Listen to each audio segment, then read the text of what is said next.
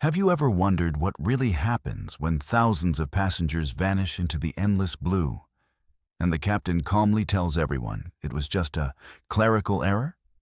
Tonight, on Mr. Nightveil, we're prying open the sealed doors of 7 cruise liners that the industry desperately hopes you'll forget.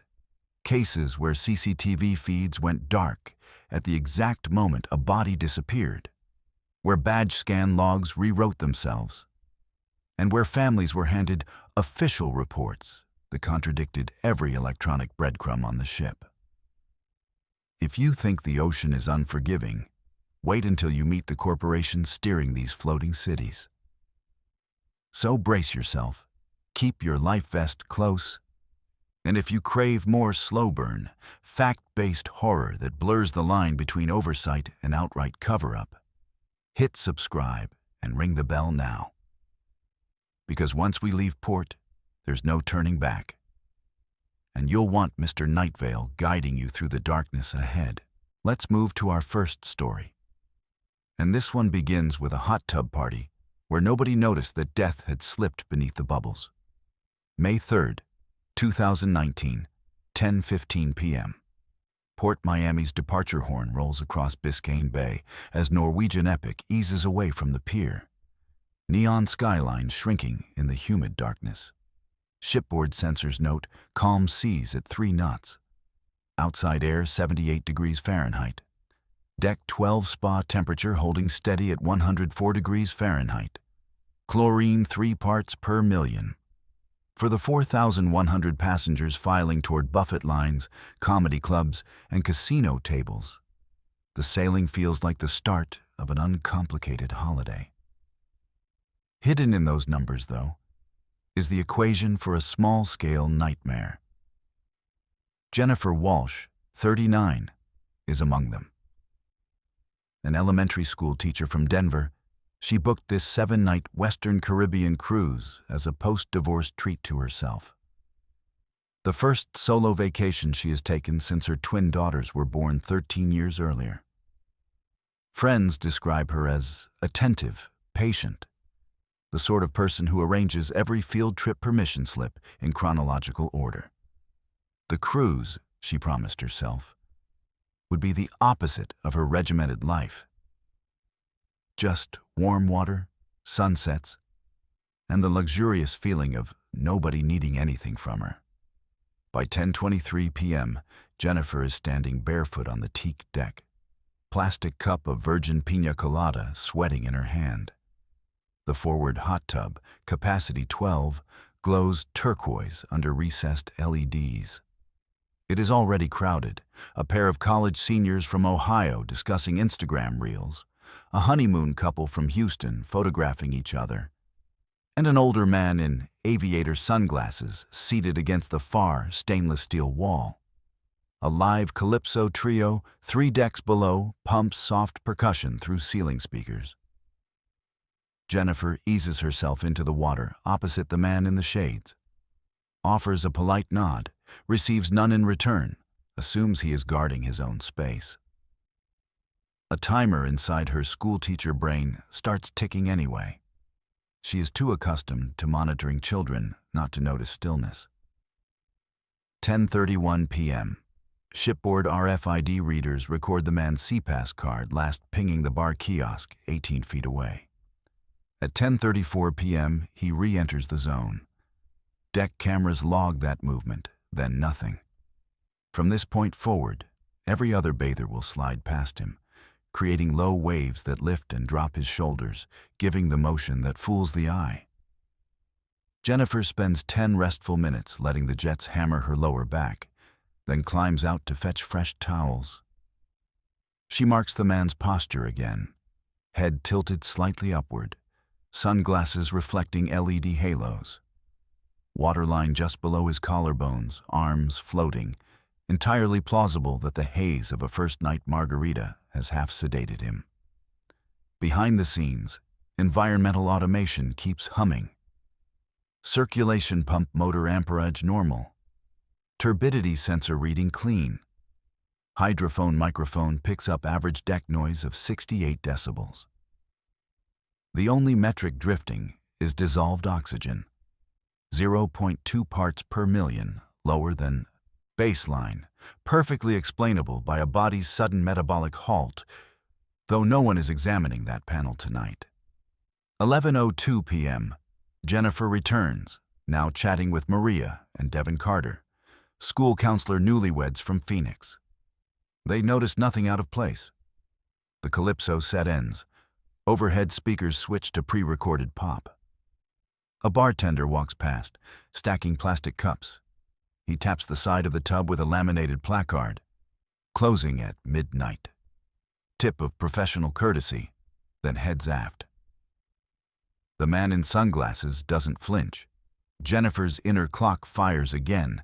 23 minutes without a shift? But she tells herself not to overparent strangers on vacation. 11:27 p.m. Motion analysis algorithm inside the CCTV server tags hot tub number 1 as low variance. Normally that means calm relaxation, but paired with passenger density above 8, the flag should nudge a security operator to glance closer. Tonight, the officer on duty is dealing with a lost child call on deck 7 and never opens the alert. Data remains silent. 11:43 p.m. Jennifer exits for the restroom. Her absence overlaps perfectly with an incident that later becomes crucial. Water turbine jets cycle off for the 15-minute energy-saving pause program. In that lull, the body loses its artificial animation. Sunglass lenses tip just enough for another passenger, Malik Johnson, 22, engineering student from Detroit. To notice the eyes behind them have filmed over. Malik believes the man is staring him down and, feeling uncomfortable, climbs out to hunt different nightlife. The moment is recorded on camera, but nobody reviews it until federal investigators arrive days later. 11:58 p.m. A recorded chime announces closing time. Deck attendant Paula Hastings, 27, seasonal hire from Key West, steps forward with a basket of rolled towels. She greets remaining guests, including the older man, who still gives no response. Paula allows what she interprets as extra relaxation time and begins wiping handrails instead. This single choice buys the corpse another half hour of anonymity.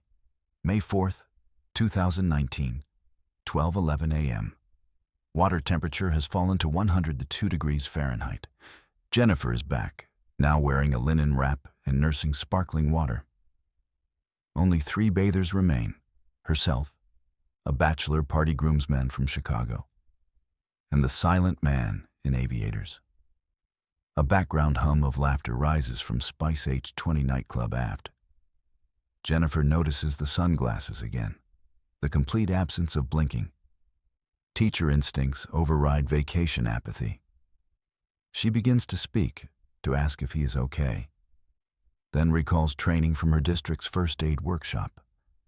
Never startle an unconscious diabetic. Never risk someone slipping underwater. She taps Paula, who is stacking deck chairs. Paula kneels at poolside and lightly taps the man's shoulder. The body drifts like soaked driftwood. Sunglasses wobble, slide down. Glassy pupils stare into nothing. Paula inhales sharply, slaps the red cord for medical emergency. Everything that happens next is time-stamped by overlapping systems. 12:13 a.m. Shipboard public address requests medical team to deck 12, forward spa. 12:14 a.m. Epic Med electronic chart opens a new patient record. Unknown male, approximately 60s, unresponsive. 12:16 a.m. Biometric door reader logs Dr. Isaiah Cole, 45, ER physician from Tampa working cruise contract, entering scene. 12:18 a.m. 2 paramedics lift the man onto a spine board. He is already cyanotic, skin temperature 93 degrees Fahrenheit, pupils fixed. ECG electrodes read asystole. CPR is withheld, lividity obvious along the dorsal surface. When Dr. Cole pronounces death at 12:19 a.m., Legal responsibility shifts to the staff captain, who lists time of death as 12:20 a.m. and location as Deck 12 Forward Jacuzzi. The deceased's passport identifies him as Martin Harwood, 63, retired fire marshal from Tallahassee, Florida, sailing with wife Cynthia, who at that exact moment is asleep in cabin 14,218, believing her husband is exploring the cigar lounge. Standard operating procedure requires notifying next of kin within 30 minutes. But the night duty officer, worried about distressing Cynthia alone at midnight, defers contact until morning. Meanwhile, crew protocol shifts to damage control. Jennifer and the remaining bathers are escorted to security office for witness statements. They sign non-disclosure acknowledgments buried inside standard paperwork. Routine, they are told, for any onboard incident investigation. The body is sealed in a black vinyl pouch and moved to the ship's morgue on Deck 2, chilled to 36 degrees Fahrenheit. Medical staff photograph belongings, sunglasses, wristwatch stopped at 10:26 p.m., and CPAS card showing purchase of 2 old fashions at 9:58 p.m. Jennifer cannot sleep. Her mind replays the timeline. The prolonged stillness, the half-open mouth, the whole deck chatting past a corpse. She emails herself notes, promising to offer any detail investigators might miss. 30 yards away, crew managers meet behind closed doors, drafting an incident report to satisfy both U.S. Coast Guard and Bahamian maritime law, carefully avoiding phrases that might imply negligence. They omit the ignored, low-variance CCTV flag and the saved energy pump pause that eliminated the water's motion. May 4th, 2019, 8:07 a.m. A gentle knock wakes Cynthia Harwood. The hotel director and ship physician deliver the news. She collapses. To maintain guest experience, the line offers her complimentary Wi-Fi, an immediate flight home from the next port, and a company liaison. Cynthia, in shock, chooses to stay aboard until return to Miami, wanting her husband's body repatriated properly. She is told the morgue will preserve him with dignity. She never learns that hours earlier, housekeeping emptied and refilled the entire hot tub system with superchlorinated water to erase biological trace, or that deck chairs were rearranged before sunrise, making the area look unchanged. May 4th, 2019, 1:15 p.m. An internal email labeled Guest Confidentiality, Tier 2, instructs staff to avoid discussing the incident with passengers, advising language. Medical emergency, fully addressed. Entertainment schedules proceed unchanged. The afternoon poolside movie is Moana, sending crowds back to Deck 12 blissfully unaware. Jennifer sees families sitting on the very edge where the body was lifted. She feels physically sick. That evening, Jennifer requests counseling through guest services and is offered an appointment with the ship's wellness host, a junior officer trained more in spa upselling than trauma support. The conversation lasts 12 minutes, ends with a complimentary voucher for a Swedish massage. Jennifer pockets it, later saying the card felt like hush money. Technical debriefs continue below decks. Review of sensor data pinpoints the exact moment Martin died. Cardiac standstill estimated at 10:26 p.m., just 5 minutes after he entered the tub.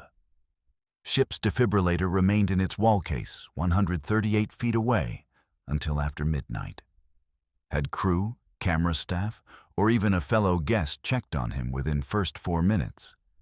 American Heart Association statistics suggest a 70% chance of successful resuscitation. But the cruise line's final report, filed when Epic docks on May 10, 2019, attributes delay to guests' inconspicuous positioning and normal noise environment. For Jennifer, numbers hit harder than corporate language. She learns through internet searches that the Centers for Disease Control's vessel sanitation program recorded 13 hot tub deaths on U.S.-based cruise ships between 2009 and 2018. Yet none were publicly disclosed by the lines themselves. She contemplates speaking to media, but fears legal pushback, having signed that late-night statement. Instead, she writes a 2,700-word Facebook post detailing her experience. The post is shared 18,000 times before a takedown notice citing defamation concerns prompts Facebook to remove it. Screenshots persist on niche maritime safety forums, where users dissect every deck plan angle and sensor readout. Back in Denver, Jennifer's principal quietly arranges counseling days after her return. She has begun suffering intrusive memories of the man's stillness and hears phantom pool deck chimes during staff meetings. Martin Harwood's autopsy, performed in Miami-Dade County, rules cause of death. Acute myocardial infarction, manner, natural. No mention is made of delayed discovery. Cynthia files a wrongful death civil complaint, alleging negligence in monitoring public areas. The cruise line settles confidentially 4 months later. Terms undisclosed, but industry insiders whisper the figure eclipsed $450,000. The cruise line's marketing materials still feature overhead shots of that same Deck 12 spa, water sparkling under sunset. Few passengers know that for more than 2 hours, one May evening, a dead man sat among vacationers while electronic safeguards shrugged and people toasted to life. Jennifer Walsh keeps the complimentary massage voucher in her bedside drawer, a cardboard reminder that awareness can be as fragile as the thin plastic cups that floated around Martin Harwood, while nobody dared disturb his rest. The lesson lives on in sensor archives and a teacher's haunted memory. Crowds create camouflage. Technology cannot substitute for human curiosity. And death can sit elbow to elbow with the living, waiting patiently for someone, anyone, to notice. Let's move to our second story. And this one begins with surveillance footage that shows Amy Bradley laughing with a band member at 5:30 a.m., exactly when her family swears she vanished forever. March 24, 1998, 5:30 a.m. Rhapsody of the Seas cuts through Caribbean darkness toward Curaçao. Her 2,400 passengers deep in sleep after the midnight deck party that celebrated their final night at sea. In the ship's narrow CCTV monitoring booth on Deck 3, Connor Riley, a 26-year-old security technician from Boston, Massachusetts, reviews the previous evening's surveillance feeds before his shift ends at 6 a.m. Connor grew up in Southie, worked construction for 3 years, before discovering that cruise ship security paid better and offered travel opportunities his Boston neighborhood never provided. He's been monitoring Royal Caribbean cameras for 18 months, long enough to recognize the rhythm of shipboard life. Drunk passengers stumbling to their cabins, couples arguing over gambling losses, teenagers sneaking into restricted areas. Normal maritime misbehavior that requires documentation but rarely investigation. This morning feels different. Connor notices something in the timestamp data that makes his coffee go cold. 5:33 a.m. Connor pulls up camera feed 47, which monitors the sports deck near the basketball court where last night's party ended. The timestamp shows 5:30 a.m., but the footage displays passengers still dancing, still drinking, still celebrating as if the party never stopped. Yet Connor distinctly remembers watching the deck clear completely around 1:15 a.m. when the DJ packed his equipment. He checks other camera feeds from the same time frame. Cameras number 12, number 23, and number 35 show empty decks, quiet corridors, sleeping passengers, exactly what should be happening at 5:30 a.m. But camera number 47 displays ongoing festivities that ended 4 hours earlier. 5:36 a.m. Connor reviews the footage more carefully. In the center of the impossible party scene, he sees Amy Lynn Bradley, the 23-year-old from Petersburg, Virginia, whose family is traveling in cabin L207. Amy wears the same white tank top and denim shorts she had on during the actual midnight party. But now she's talking intimately with Alistair Douglas, the bass player from Blue Orchid, the ship's house band. Connor remembers both of them from the real party. Amy danced enthusiastically while her parents and brother watched from nearby deck chairs. Alistair performed on stage but didn't interact with passengers during his break. Yet this surveillance footage shows them laughing together, sharing drinks, completely absorbed in private conversation. 5:41 a.m. Connor fast-forwards through the impossible footage. At timestamp 5:45 a.m., Amy and Alistair walk toward the deck's starboard side, near the rail where passengers often watch sunrise. Amy appears happy, relaxed, gesturing animatedly while Alistair nods and smiles. They move beyond camera number 47's range, heading toward the blind spot between monitoring zones. Connor switches to camera number 48, which should capture their continuation. The feed shows empty deck space. No Amy, no Alistair, no evidence anyone passed through the area. It's as if they vanished the moment they left camera number 47's field of view. 5:47 a.m. Connor's hands shake as he reaches for his incident log. He's supposed to document unusual surveillance footage, but how does he report camera feeds showing events that happened hours earlier? How does he explain footage of passengers who might still be asleep in their cabins?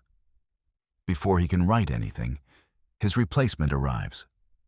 Gary Thompson, day shift security supervisor, a former Vegas casino surveillance expert who trained Connor in camera operations. "Anything interesting overnight?" Gary asks, settling into his chair with fresh coffee. Connor hesitates. "Gary, I need you to look at something." Camera 47, timestamp 5:30 a.m. 5:52 a.m. Gary reviews the footage with professional skepticism. He's seen technical glitches, timestamp errors, even digital corruption that creates false images. But this footage appears technically perfect. Crisp resolution, accurate lighting, synchronized audio. The only problem is its impossibility. "That's the Bradley girl," Gary recognizes. "Cabin L207, family from Virginia." Connor nods. But this footage shows her at 5:30 a.m., partying with the band guy. The actual party ended at 1:15 a.m. Gary checks the system logs. No timestamp errors. No digital corruption. Camera 47 recorded this footage exactly when the metadata indicates. 5:58 a.m. Both men realize they're witnessing something unprecedented. Security cameras don't create fictional footage. They record reality as it happens, when it happens. Yet camera number 47 has somehow captured Amy Bradley 4 hours after she should have been asleep, interacting with band members in ways that didn't occur during the actual party. Gary makes a decision that will haunt him forever. We keep this quiet until we understand what's happening. Could be equipment failure, could be something worse. Check if Amy Bradley is in her cabin. 6:03 a.m. Connor leaves the surveillance booth and heads for Deck 10, where the Bradley family occupies cabin L207. He's never conducted a wellness check before, but Gary's training emphasized the importance of confirming passenger safety when unusual circumstances arise. The corridor is silent, lit only by dim emergency lighting. Connor knocks softly on the cabin door, identifies himself as ship security, asks if everyone inside is safe. No response. 6:07 a.m. Connor uses his master keycard to enter the cabin. He finds Ron Bradley, Amy's father, sleeping soundly in one bed. Iva Bradley, Amy's mother, occupies the other bed, also in deep sleep. Brad Bradley, Amy's younger brother, sleeps on the pull-out sofa. The bed that should contain Amy is empty, unmade, showing no sign of recent occupation. 6:09 a.m. Connor's blood pressure spikes. The surveillance footage shows Amy partying at 5:30 a.m., but her bed suggests she never returned to the cabin after last night's festivities. He checks the small bathroom, empty. He examines the balcony door, locked from inside. Amy Bradley is simply not there. Connor gently shakes Ron Bradley awake. "Sir, I'm with ship security. Can you tell me where your daughter Amy is?" Ron Bradley sits up groggily. "She's right there in her bed." He points to the empty mattress. Amy, this man needs to talk to you." 6:12 a.m. Ron Bradley stares at his daughter's empty bed with growing panic. "She was here when I went to sleep. She came back from the party, took a shower, went to bed. Where is she?" Connor realizes that Amy Bradley has been missing for hours, possibly since the party ended, but her family assumed she was safely in her bed. The surveillance footage showing her at 5:30 a.m. might be the last evidence of her whereabouts. Or it might be something more disturbing. 6:15 a.m. Ron Bradley wakes his wife and son. The family confirms that Amy returned to the cabin around 1:30 a.m., complained about loud music keeping her awake, and said she was going to the balcony for fresh air. That's the last time anyone saw her. But the balcony door remains locked from inside. Amy couldn't have left through the balcony without unlocking the door from the cabin side. Yet the door shows no sign of tampering or forced entry. 6:22 a.m. Connor escorts the Bradley family to the security office, where Gary reviews the impossible surveillance footage with Amy's parents. Ron and Iva Bradley watch in amazement as their daughter appears on screen, partying with Alistair Douglas at 5:30 a.m. "That's definitely Amy," Iva confirms. "Same clothes, same hairstyle. But how is this possible? She was in bed by 1:45 a.m. Gary has no answer. The footage appears authentic, but the timeline is impossible if Amy returned to her cabin, as her family believes. 6:28 a.m. Gary contacts Captain Marlowe, requesting emergency passenger search protocols. The captain authorizes immediate ship-wide announcement and systematic deck-by-deck search for Amy Bradley, but he's puzzled by the conflicting evidence. "You're telling me surveillance shows her alive and well at 5:30 a.m.? But the family last saw her at 1:45 a.m.? Captain Marlowe reviews the footage himself. This makes no sense. 6:35 a.m. Ship-wide announcement echoes through Rhapsody of the Seas. "Ladies and gentlemen, we are conducting a safety check for passenger Amy Lynn Bradley. If you see this young woman, please contact ship security immediately." Thousands of passengers begin searching while the ship's crew conducts professional sweep operations. Amy's photograph is distributed to all crew members, and shore leave in Curaçao is delayed pending the search results. 7:15 a.m. Alistair Douglas reports to security, having heard the announcement. He's questioned about his interaction with Amy Bradley, both during the actual party and in the mysterious 5:30 a.m. surveillance. Footage. "I performed on stage until midnight," Alistair explains. "During my break, I stayed with the band. I never had private conversation with that passenger. I barely noticed her during the party." Gary shows him the surveillance footage. Alistair watches himself talking intimately with Amy Bradley, but he insists he has no memory of the encounter. "That looks like me, but I wasn't there. I was in my crew cabin by 2 a.m. 7:43 a.m. The ship's search finds no trace of Amy Bradley. Every public area, every crew space, every possible hiding place has been systematically examined.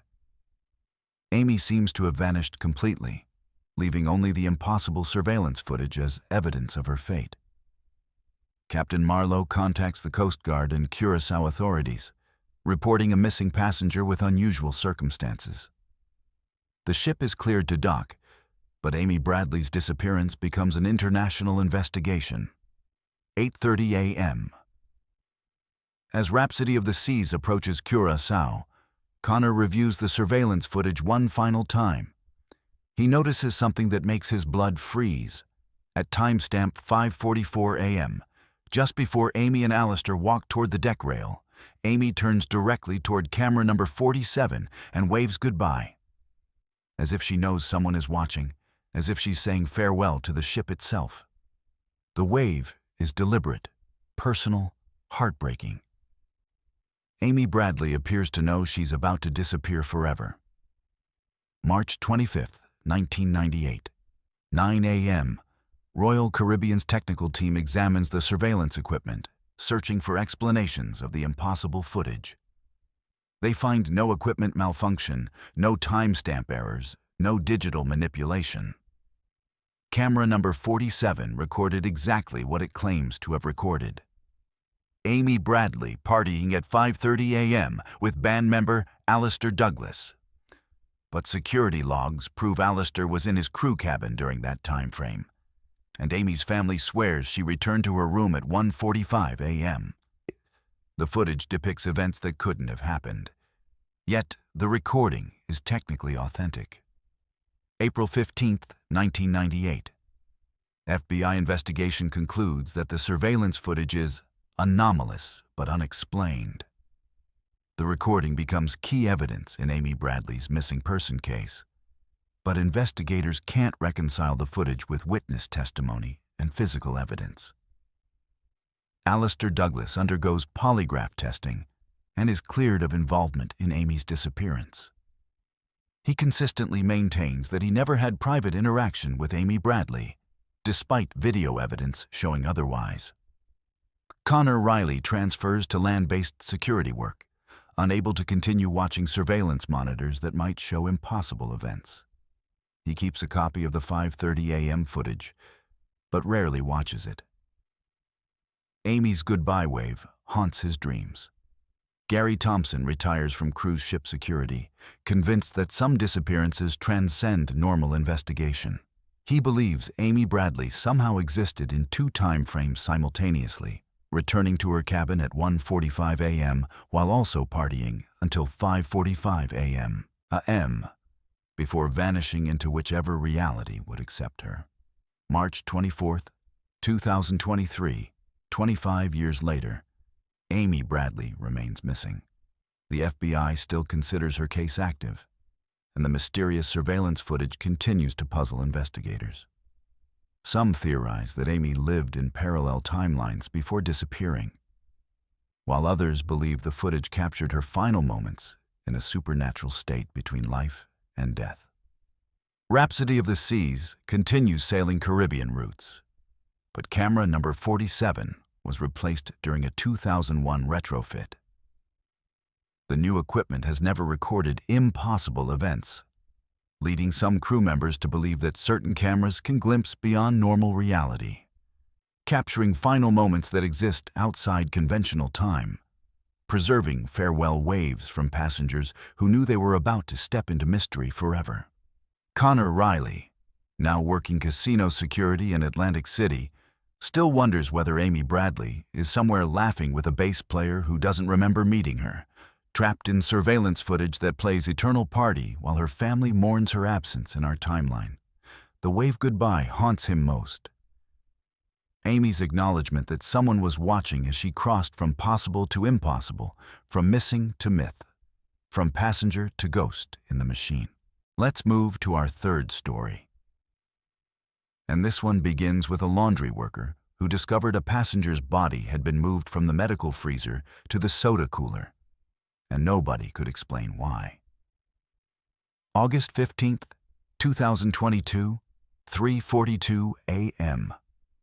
Celebrity equinox rocks gently in the Caribbean swells, 47 nautical miles southeast of San Juan. Most passengers sleep soundly in their climate-controlled staterooms, unaware that Deck 2's industrial laundry operates around the clock.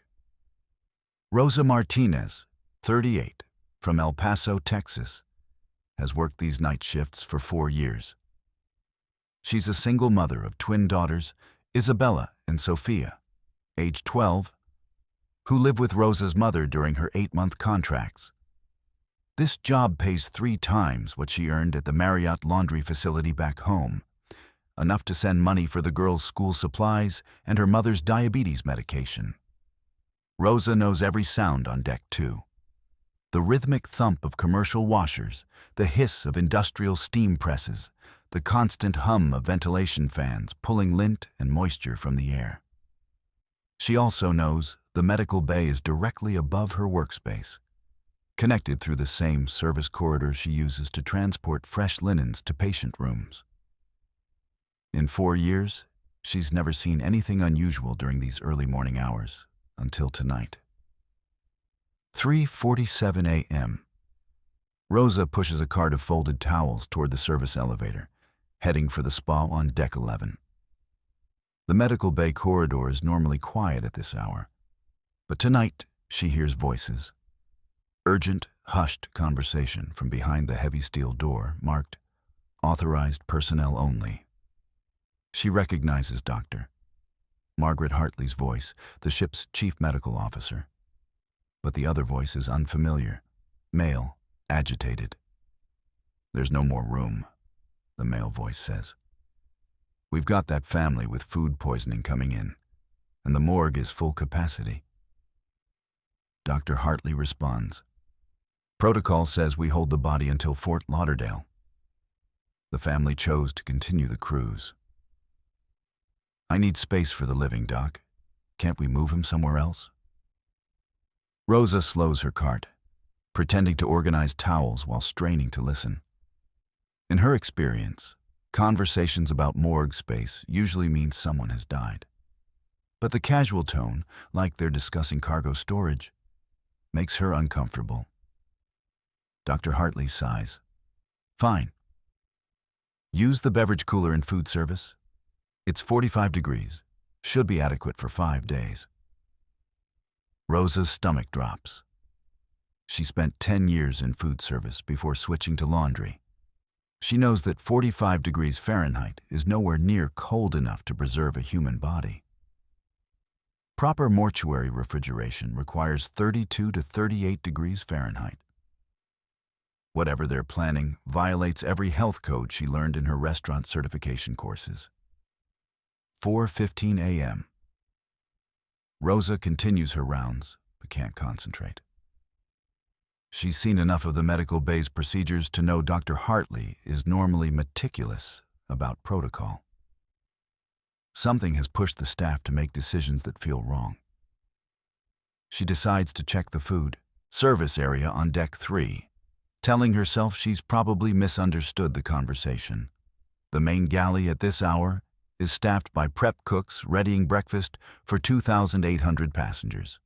Rosa uses her service access to enter through the back corridor, past the walk-in freezers and beverage storage. She follows the smell of industrial cleaning solution to a large cooler labeled soft drinks and juice storage. The door has a digital temperature display, 44.8 degrees Fahrenheit. Through the small window, she sees cases of Coca-Cola, orange juice containers, and bottled water. Nothing unusual. But the lock on the door is different. A medical-grade security lock that requires a special key card, not the standard food service access she's familiar with. 4:33 a.m. Rosa returns to the laundry but can't shake her unease. She's worked enough hotels to know that improvised storage solutions usually mean someone is cutting corners to save money. She begins paying closer attention to medical bay activity, noting the unusual number of staff movements between floors. August 16th, 2022, 2:15 a.m., 24 hours later. Rosa encounters housekeeping supervisor Janet Williams, a 42-year-old from Atlanta who's worked celebrity ships for 7 years. Janet mentions that Cabin 8247's guest services requested extra ice buckets and air fresheners. Family's dealing with a death, Janet explains. Husband had a heart attack yesterday. Poor wife is trying to keep things normal for their grandkids. Rosa realizes this must be connected to the conversation she overheard. She asks casual questions. How long until they reach port? Has the family been offered assistance? Janet's answers confirm her suspicion. The deceased passenger is Robert Jones, 65, and his wife Marilyn chose to continue the cruise rather than disembark in Puerto Rico.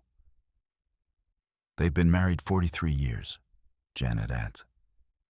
This was their anniversary trip. She didn't want to leave without him. The human tragedy makes Rosa's discovery feel even more disturbing. This isn't just a protocol violation. It's a desecration of a grieving family's trust. August 17, 2022, 6:30 a.m. Rosa decides she needs to see for herself what's happening in that beverage cooler.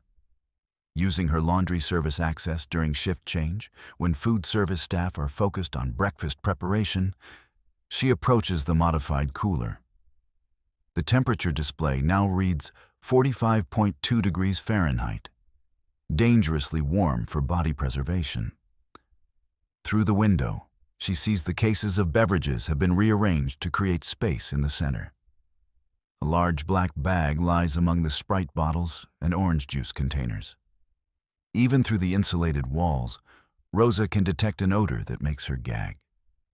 The sweet, cloying smell of decomposition that no amount of refrigeration at this temperature can prevent. She photographs the temperature display with her personal phone, documents the time and date, then quickly leaves before being discovered. Her hands shake as she returns to the laundry room, trying to process what she's witnessed. August 18, 2022, 4:20 p.m. The ship approaches Fort Lauderdale. Rosa watches through the crew deck portholes as the port comes into view, knowing that within hours, the Jones family will discover how their husband and grandfather was stored.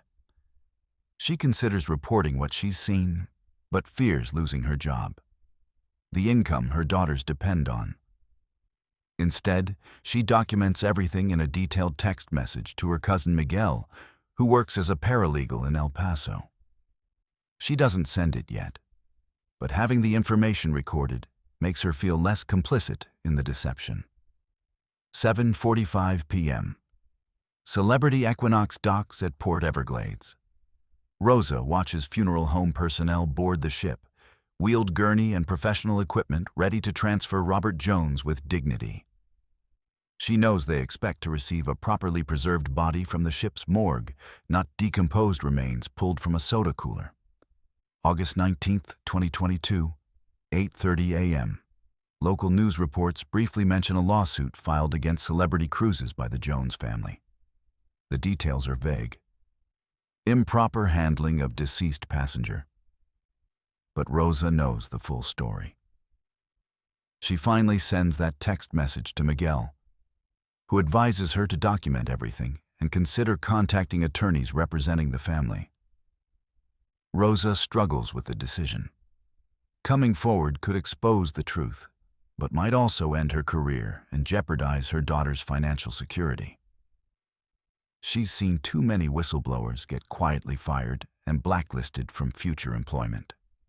September 2022. Celebrity Cruises settles the Jones lawsuit confidentially, with sealed terms that prevent the family from discussing details publicly. Rosa never learns the settlement amount, but industry insiders whisper it exceeded $1 million. Not for Robert's death, which was natural, but for the horrific mishandling of his remains. The settlement includes a non-disclosure agreement that legally prevents the family from revealing why they sued. The truth about the beverage cooler storage becomes another buried secret in cruise industry legal files. October 2022. Rosa completes her contract and returns to El Paso. She hugs her daughters tighter than usual, knowing her silence helped buy their school supplies and medical care for their grandmother. But the guilt weighs on her during quiet moments, when she remembers the smell from that cooler and imagines Marilyn Jones discovering how her husband of 43 years was treated. She keeps the photographs on her phone, hidden in a folder labeled Work Documents, not as evidence for investigators who never asked for her testimony, but as proof that someone witnessed the truth beyond the sealed lawsuits and confidential settlements. December 2022. Rosa takes a job at a hospital laundry in El Paso, earning less money but sleeping better at night. She follows news reports about cruise industry safety violations, wondering how many other Rosa Martinezes have seen things they weren't supposed to see and chosen silence to protect their families. The celebrity ships continue sailing with enhanced food safety protocols that passengers never learn about. New procedures require medical staff to coordinate with food service management before using any auxiliary storage. Temperature monitoring systems install additional sensors in backup refrigeration units. But crew members in housekeeping, laundry, and food service still share stories during break times. Whispered accounts of protocols bent under pressure, of cost-cutting decisions that cross ethical lines, and of families who never learn the full truth about what happened to their loved ones at sea. Rosa Martinez keeps those photographs locked on her phone, a digital testament to the reality that justice often gets sealed inside confidential settlements. Every time she opens a refrigerator at home and sees soda bottles, she remembers Robert Jones and wonders how many other families received apologies they couldn't discuss and compensation they couldn't reveal. The beverage cooler on Celebrity Equinox was retrofitted with proper mortuary refrigeration during the next dry dock period. But Rosa knows the temperature logs from that August voyage, the photographs documenting 45-degree storage, and the smell that no legal settlement can erase from her memory. Evidence that truth exists even when it's bought and buried by those with enough money to silence it. Let's move to our fourth story. And this one begins with a midnight phone buzz that spelled out the ship's exact coordinates, one digit at a time. May 29th, 2025, 6:42 a.m. Harmony of the Seas eases away from Port Everglades under Florida's already humid dawn. On board are 6,200 passengers, most snapping departure selfies or wrestling poolside deck chairs into place. One of them is Dahlia Brooks, 30 years old, a cybersecurity analyst from Detroit, who spends her days penetration testing banking apps and her nights debating sci-fi plot holes with her fiancé, Kevin. This cruise is meant to celebrate their recent engagement. 7 phone-free days. Or so they promised each other. 6:58 a.m. While Dahlia and Kevin wait at Cafe Promenade for cinnamon rolls, Dahlia's phone vibrates. The Royal Caribbean app shows a blank push alert reading only "Test Segment." She shrugs it off as onboarding noise. 7:03 a.m., a second alert arrives. Same wording, different timestamp. Kevin laughs. Dev forgot to turn off staging mode. Dahlia thinks so too, until she notices the Unix epoch millisecond value inside the notification header. She copies it to notes, out of habit. 7:10 a.m. As the ship clears the breakwater, a third buzz hits, then a fourth. Passengers around them begin comparing screens. The same meaningless ping floods every device connected to the ship's Wi-Fi. Cafe staff joke that the developers are still asleep in Miami. Dahlia parses the numbers. 26071231914. They feel familiar. She cross-checks against a decimal degrees converter. Latitude 26.071 degrees north. Longitude negative 80.231 degrees west. Harmony's live position. The nonsense text is broadcasting the vessel's exact coordinates. 7:25 a.m. Bridge watchstanders notice a spike in satellite bandwidth, but attribute it to typical sail-away selfies. Down on deck 2, Oscar Dunlap, 54, the ship's lone IT supervisor and an ex-AT&T switchroom tech from Houston, watches server dashboards paint themselves red. The notification queue has exploded to 18,000 sends per minute, overwhelming the content delivery network Royal Caribbean leases from a Miami startup. Dunlap opens a ticket marked Critical Dash Push Service Looping, then emails Shoreside Ops. His inbox auto-replies, Office closed for Memorial Day long weekend. 7:42 a.m., passengers crowd guest services complaining their lock screen spam makes phones unusable. Crew hand out printed FAQ sheets explaining how to disable app notifications. The sheet is stamped yesterday's date, as if headquarters anticipated the glitch. 8:05 a.m. Dahlia, curiosity piqued, flips her phone into developer mode. Buried in an unencrypted JSON payload is a second data block, User Snapshot. It contains cabin numbers, loyalty status tiers, and the last 10 in-app purchases for every phone that's recently synced, drink packages, excursion bookings, children's club check-ins. Worse, a hashed string in each payload matches users' passport numbers that the app stores for embarkation. Kevin urges her to ignore it. Vacation, remember? But Dahlia's professional reflexes engage. She screenshots everything, toggles Wi-Fi off, and drafts an email to her mentor at work. The satellite uplink stalls, the same push system now throttles outbound mail. She tucks the phone into airplane mode and decides to see if anyone on board understands the breach. 8:30 a.m., Harmony's Royal IQ help desk, tucked beside the photo gallery, is manned by one sleepy crewman. Dahlia asks if the push system is compromised. He cites a temporary test environment spillover, hands her a coupon for free arcade credits, and ends the conversation. 9:12 a.m. A fresh wave of alerts hits. This time, instead of coordinates, the payload broadcasts full-resolution cabin entry photos, the images that motion sensors snap each time a stateroom door unlocks. Kevin's picture, dated 10 minutes earlier when he dashed back for sunscreen, appears on Dahlia's lock screen. Hundreds of passengers gasp as their own candid hallway shots flood their phones. Panic simmers.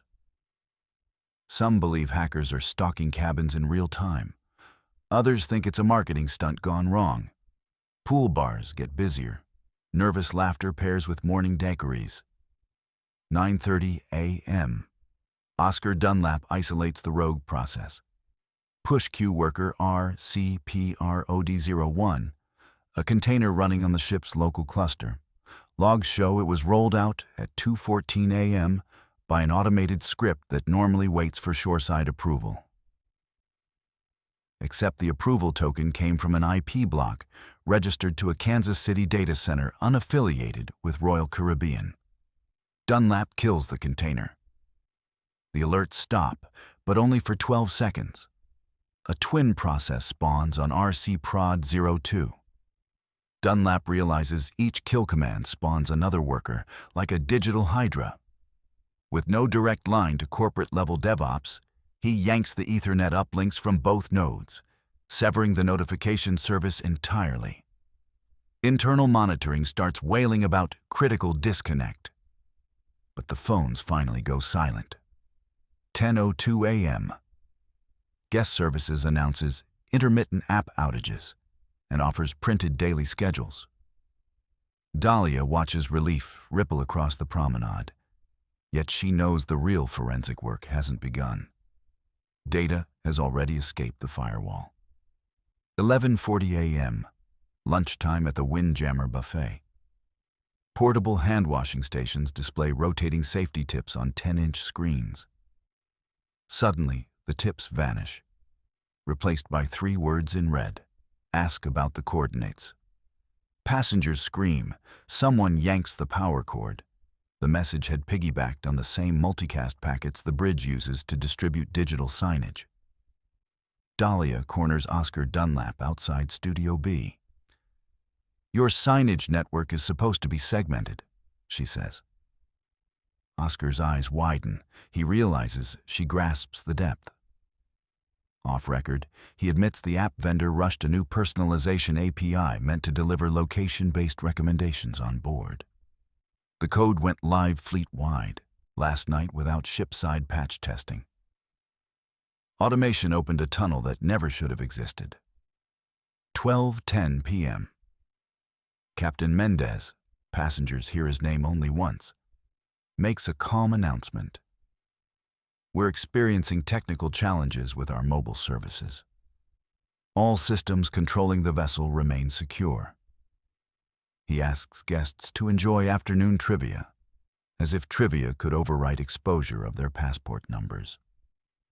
2 p.m. Harmony pulls into Nassau on schedule. Royal Caribbean's Miami office dispatches 3 engineers by helicopter. They confiscate Dunlap's log exports and instruct him to sign an incident confidentiality addendum. Dahlia, sipping iced coffee on Deck 5, sees the engineers escorted through crew corridors carrying Pelican cases of network gear. 3:30 p.m. A printed memo slides under every stateroom door. "Out of an abundance of caution, we recommend you change your Royal Caribbean password once home." No admission that unencrypted profile data left the ship. 5:45 p.m. Kevin tries to lighten the mood. Sunset snorkel excursion. Dahlia forces a smile but watches tour operators scan passengers onto tenders with the very same compromised app. Each scan beeps, broadcasting cabin and age data across the open Wi-Fi channel. She records packet captures on her phone as casual evidence. 9:15 p.m. Back on board, Dahlia finds a note taped to her cabin mirror. No name, just a typed sentence. Container logs restart at 2 a.m. Watch the payload size. She checks hallway cams. Empty. Kevin urges her to let it go. Dahlia's career taught her threats seldom announce themselves twice. 10:57 p.m. Ship's time ticks toward container restart hour. Dahlia sits on the balcony with laptop tethered to her phone in sniff-only mode. At 2:03, the packet flood resumes. This time, the payload contains SHA-1 hashes of every passport photo uploaded by passengers pre-departure.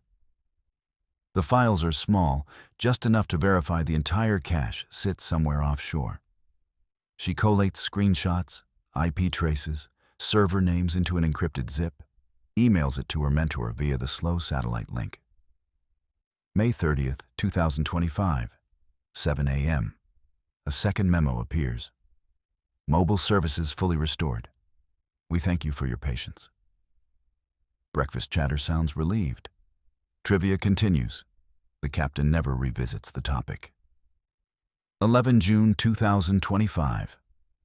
Back in Detroit, Dahlia fields a curt call from Royal Caribbean Legal. They ask her to delete any internal diagnostic data for passenger privacy. She refuses, citing no NDA. They offer a $250 future cruise credit as gesture of goodwill. She hangs up. 24 June 2025. Tech news outlet Packet Spoof publishes an exclusive.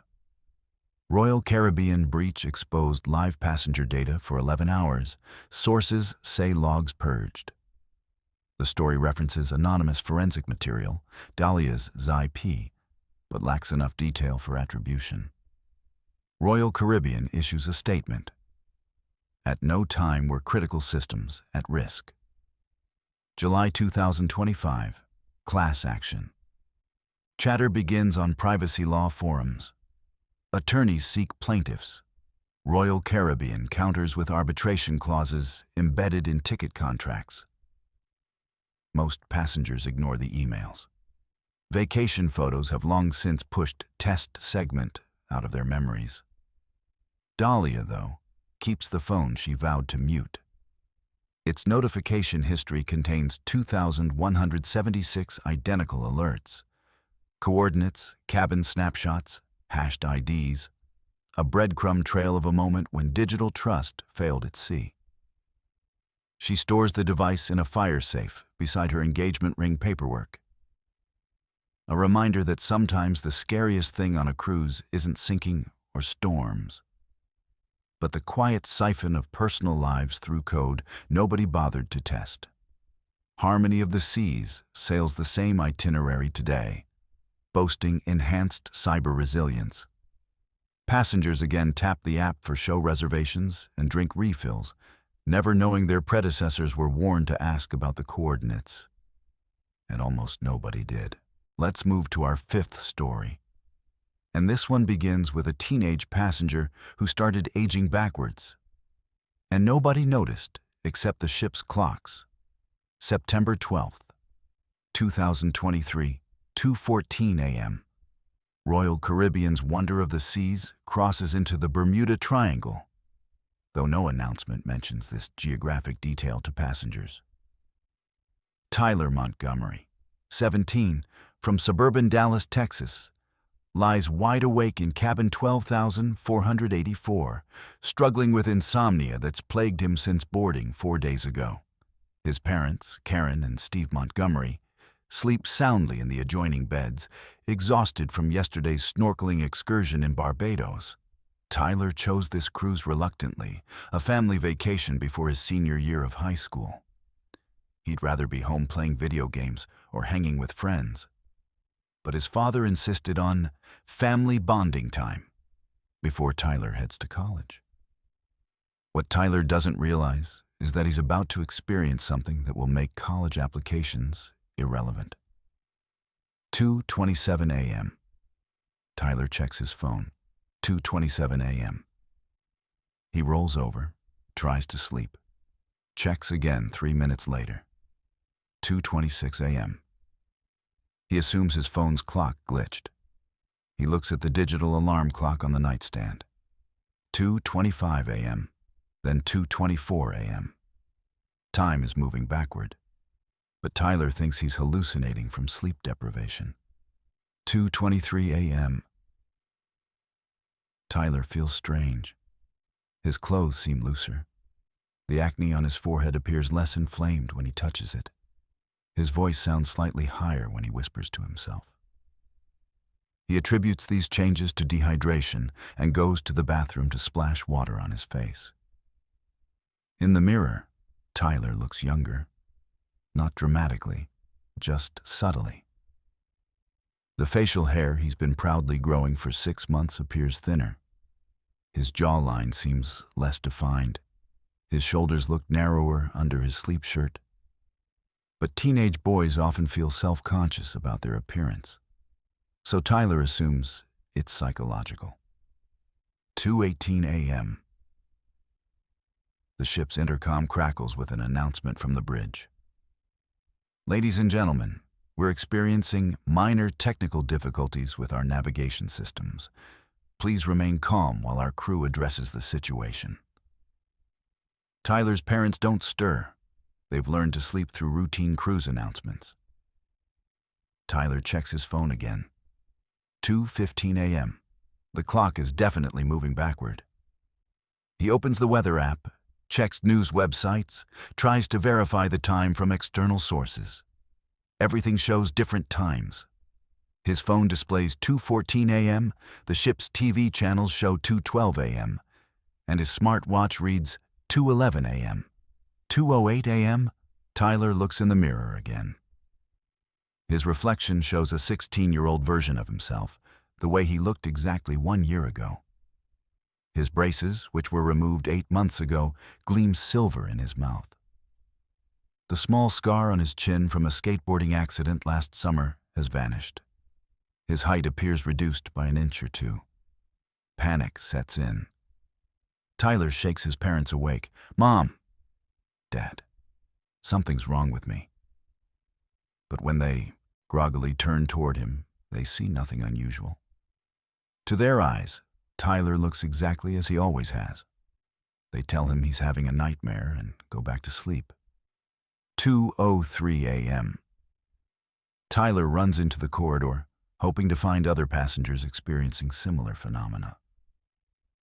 The ship's halls are nearly empty, lit only by dim safety lighting.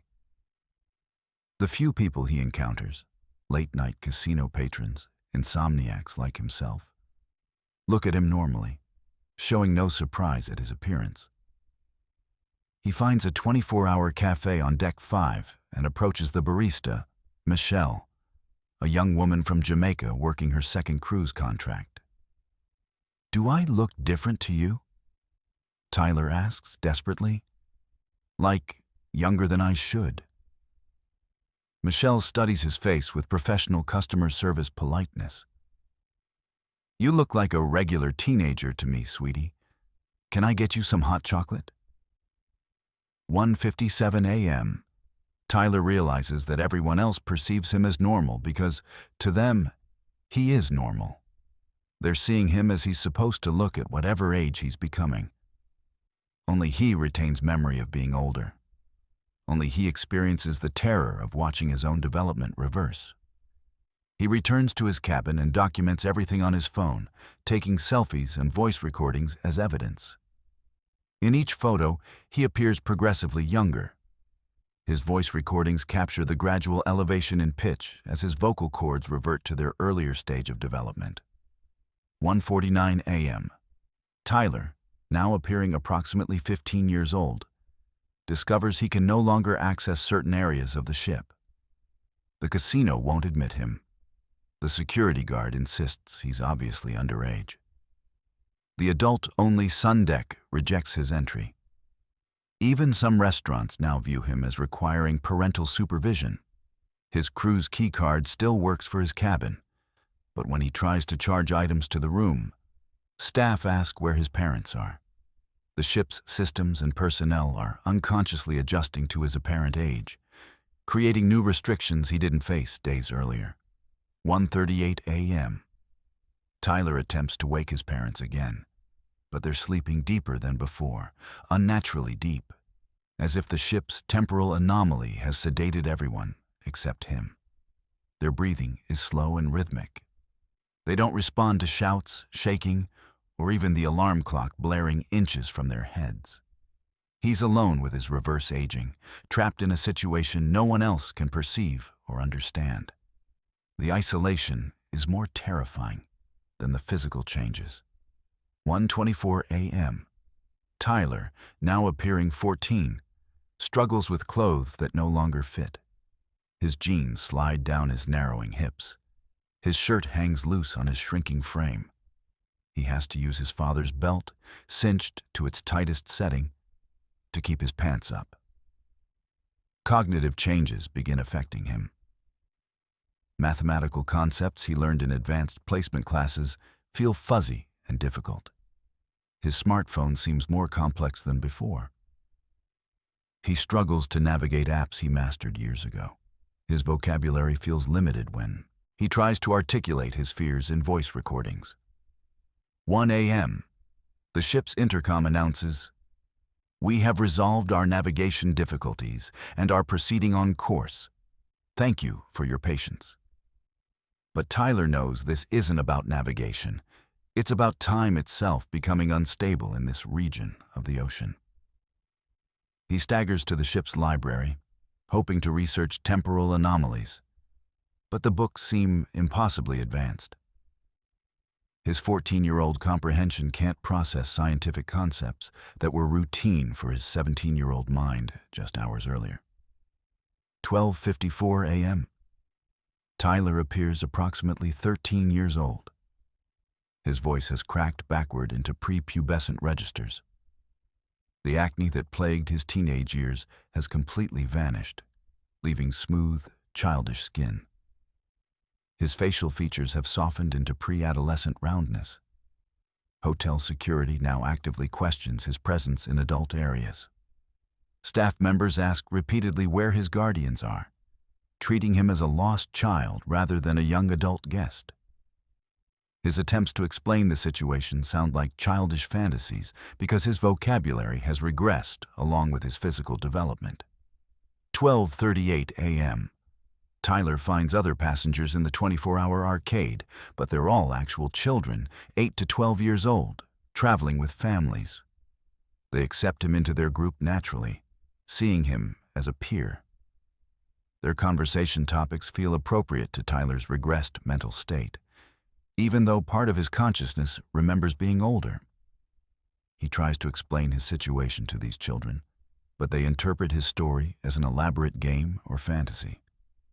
They suggest he pretend to grow up again, not understanding that his regression is involuntary and terrifying.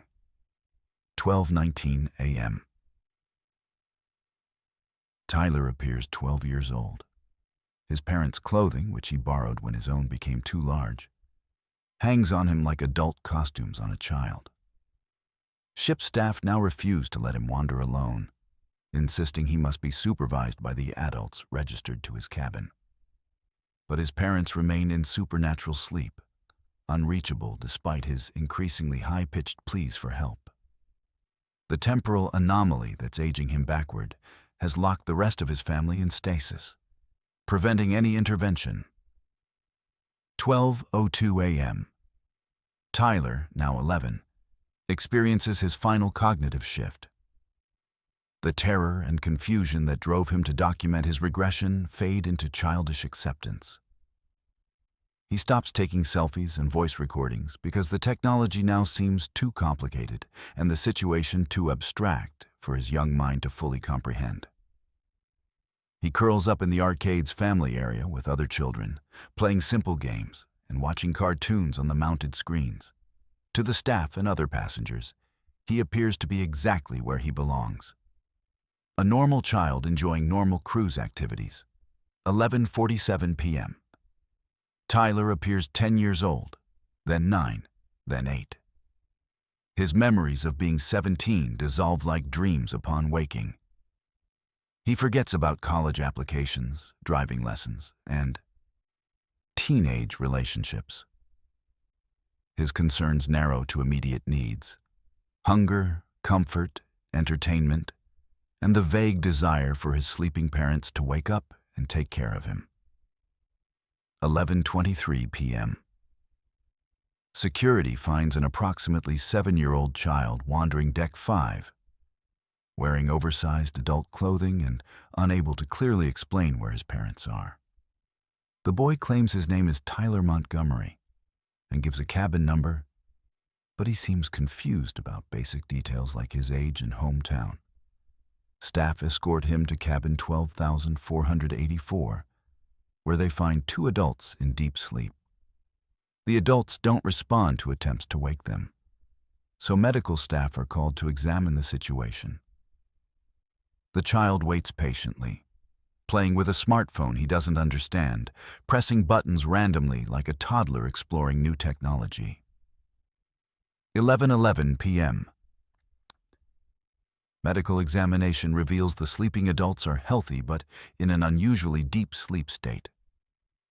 Their vital signs are stable, but their brain activity suggests REM sleep far more intense than normal. They cannot be awakened through conventional means. The child who claims to be their son presents a puzzling situation. Ship records show the Montgomery family boarded with a 17-year-old teenager, but this child appears no older than 6 or 7. Staff assume there's been a mix-up with cabin assignments or family information. 10:58 p.m. The child, now appearing approximately 5 years old, begins crying for his mommy and daddy to wake up. His speech patterns regress to those typical of a preschooler. He no longer remembers being a teenager or understanding the temporal reversal. Those memories exist only in the smartphone recordings he can no longer comprehend. Ship staff arrange temporary childcare while trying to resolve the family situation. The boy plays happily with toys from the kids' club, his distress subsiding as his young mind adapts to immediate circumstances rather than dwelling on complex problems he can no longer understand. 10:33 p.m. Tyler Montgomery appears 4 years old, then 3, then 2. His ability to walk steadily diminishes. His vocabulary shrinks to basic words and phrases. Ship staff realize they're witnessing something unprecedented and possibly supernatural. But their procedures have no protocol for a child aging backward. 10:07 p.m. Tyler becomes a toddler, then an infant. Medical staff prepare emergency equipment as they watch a human being reverse through early childhood at an accelerating pace. The phenomenon defies all scientific understanding, yet undeniable evidence surrounds them. 9:44 p.m. Tyler Montgomery, age 17, ceases to exist. In his place lies a newborn baby, crying with the lungs of someone just entering the world rather than leaving their teenage years behind. The infant shows no memory of ever being older, no recognition of the parents still sleeping in supernatural stasis. Ship's medical bay becomes a temporary nursery for a child who exists in their records as a high school senior, but appears in reality as someone requiring bottle feeding and diaper changes. The temporal anomaly has completed its impossible transformation. September 13th, 2023, 6 a.m. Karen and Steve Montgomery wake naturally from their unnaturally deep sleep. They find ship staff caring for an infant in their cabin, a baby the crew claims is their son Tyler, though their memories insist Tyler is 17 years old. The parents' confusion deepens when they discover Tyler's smartphone filled with selfies and voice recordings documenting his reverse aging through the night. The evidence is undeniable, yet impossible to accept. Their teenage son has become a baby, and somehow everyone except them remembers it always being this way. The ship's official report lists the incident as family medical emergency requiring infant care assistance. No mention is made of temporal anomalies, reverse aging, or supernatural phenomena. The cruise continues normally, while the Montgomery family struggles to understand how they boarded with a teenager and will disembark with a newborn. Tyler Montgomery, now an infant with no memory of ever being 17, sleeps peacefully in his mother's arms, unaware that he lived through a nightmare of reversed time that erased his entire adolescence in a single night. His parents keep his smartphone as evidence of an impossible transformation that no one else aboard ship remembers witnessing, but everyone somehow accepts as always having been normal. Wonder of the Seas continues sailing through the Bermuda Triangle, where time itself can become as unstable as the sea. And passengers discover that growing up is a privilege that can be revoked without warning or explanation. Let's move to our sixth story. And this one begins with a 9-year-old passenger who keeps asking the dining room staff why her dead grandmother is sitting at table 47. August 28, 2004, 11:47 p.m.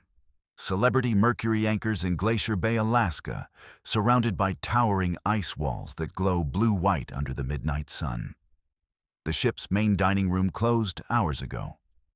But Sophia Williams, 9, from Vancouver, Canada, sits alone at table 47 with a box of crayons and a coloring book, drawing pictures of her family vacation while her parents attend the adults-only comedy show on Deck 10.